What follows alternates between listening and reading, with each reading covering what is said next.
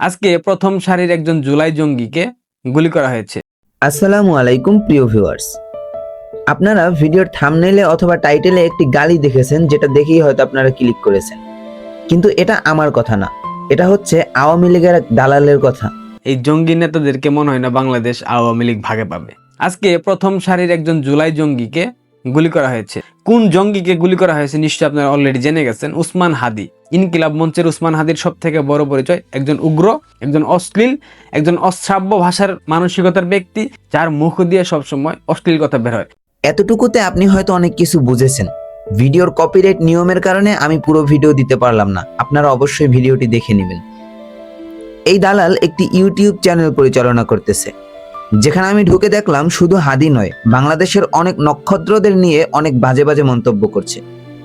একটা কথা আমাদের মনে রাখতে হবে, এক হাদি যদি আমাদের ভিতর থেকে চলে যায়, হয়তো হাজারো হাদি দাঁড়াতে পারে, কিন্তু এই হাদি আমাদের মাঝখানে আর কখনো ফিরবে না।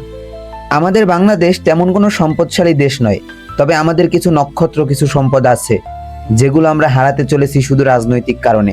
তবে একটা জিনিস মনে রাখবেন, এই নক্ষত্রগুলো আমরা যেদিন হারিয়ে ফেলবো, সেদিন আমাদের দেশে পরিচয় দেওয়ার মতো আর কিছুই থাকবে না। এখন শুধু আল্লাহর কাছে একটাই দোয়া করতে হবে, হাদি যেন আমাদের মাঝখানে আবার ফিরে আসে, কারণ এরকম হাদি ছাড়া আমরা চলতে পারবো না। আর এই ঘটে যাওয়া ঘটনার পিছনে কাদের হাত থাকতে পারে, অবশ্যই আপনার মতামত কমেন্টে জানিয়ে যাবেন।